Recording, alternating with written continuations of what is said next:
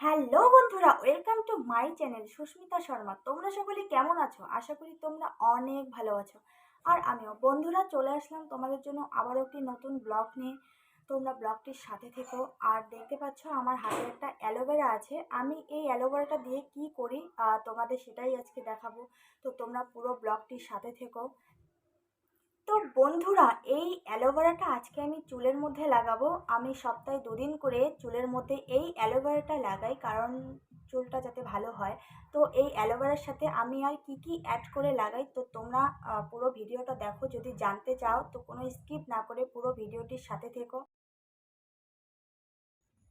তো এবার আমি এই অ্যালোভেরাটাকে হাতে নিয়ে নিলাম, আর একটা ছুরির সাহায্যে ভালো করে এটাকে টুকরো টুকরো করে কেটে নেব, যাতে করে এই অ্যালোভেরাটা গ্রেট করা সুবিধা হয়ে যায়, একদম তাড়াতাড়ি হয়ে যায়। তো আমি টুকরো টুকরো করে কেটে দিচ্ছি।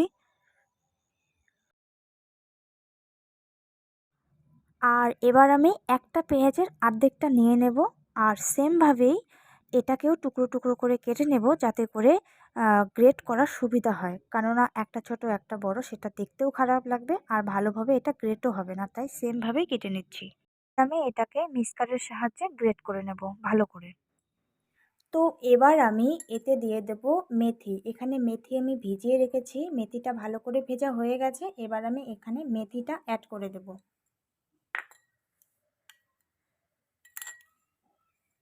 পুরো মেথিটাই দিয়ে দেবো। তো তোমাদের যতটুকু চুল আছে মানে সেই অনুযায়ী তোমরা এখানে অ্যাড করে দেবে পরিমাণ মতো। এরপর আমি এটাকে গ্রেট করে নেব।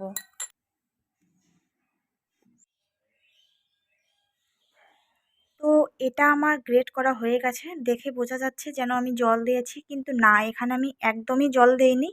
কারণ এখানে পেঁয়াজ দেওয়া আছে, পেঁয়াজের মধ্যে এমনিতেই জল বের হয়, আর হচ্ছে অ্যালোভেরা যে থাকে অ্যালোভেরাতেও তো জলেই থাকে। তো এখানে জল দেওয়ার কোনো প্রয়োজন নেই, জল দিতে একদমই লাগবে না। আর এরপর আমি এটাতে অ্যাড করে নেব নারকেল তেল। 2 চামচের মতো নারকেল তেল অ্যাড করে নেব। তো এবার দিয়ে দিলাম আমি 2 চামচের মতো নারকেল তেল। আর 2 চামচ নারকেল তেল হলেই হয়ে যাবে। তারপর আমি প্যাকটার সাথে ভালো করে তেলটাকে মিশিয়ে নেব। এরপর আমি একটা পরিষ্কার বাটি নিয়েছি, পরিষ্কার বাটির মধ্যে ঢেলে নিলাম। প্যাকটা এত সুন্দর হয়েছে, দেখলে মনে হচ্ছে খেয়ে নেই, এতটাই সুন্দর হয়েছে। আর এর স্মেলটাও দারুণ হয়েছিল। তো প্রথমে আমি চুলটা চিরুনি করে আসলাম। এরপর আমি চুলের মধ্যে প্যাকটা লাগিয়ে দেব সুন্দর করে। চুলের গোড়া আগা দুটোতেই দিতে লাগবে। তো প্রথমে আমি চুলের গোড়ার দিকটাতেই দিচ্ছি, তারপর আমি সম্পূর্ণ চুলেই দিতে লাগবে, সম্পূর্ণ চুলেই আমি দেব। তো বেশি বেশি করে আমি চুলের গোড়ার দিকটাই দিচ্ছি, কারণ আমার একটু চুল মানে ওঠা ওঠা ভাব হয়েছিল। তো এটা দিয়ে আমার চুল অনেকটাই পড়া কমে গেছে, যার কারণে আমি প্রথমে চুলের গোড়ার দিকটাতেই বেশি করে দিচ্ছি, তারপর চুলের আগাটাই দিয়ে দেব। আর এই টিপসটা কিন্তু তোমরাও ব্যবহার করতে পারো, একবার করে দেখতে পারো কতটা রেজাল্ট তোমরা পাও। আর আমি তো পেয়েই গেছি, যার কারণে আমি দেই। আর এখানে যে পেঁয়াজটা দেওয়া আছে, পেঁয়াজ আমাদের চুলকে খুব সুন্দর করে রাখে, চুল গজাতে সাহায্য করে। যাদের চুল পড়া থাকে তাদের নতুন চুল গজাতে সাহায্য করে, যার কারণেই আমি পেঁয়াজটা অন্তত দেই।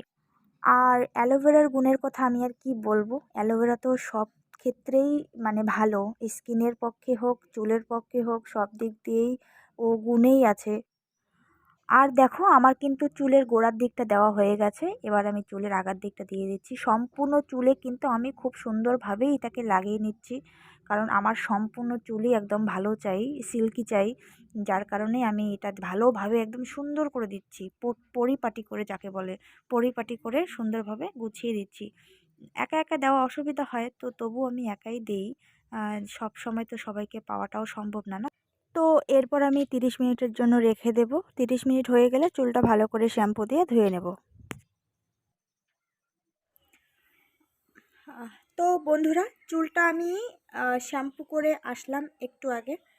তো এখন দেখো আমার চুলটা আগের থেকে অনেকটাই সিল্ক হয়েছে আর অনেকটাই ভালো হয়েছে। তো এই রেজাল্টটা পেতে হলে তোমাদের এই টিপসটা একবার হলেও বাড়িতে ট্রাই করতে হবে।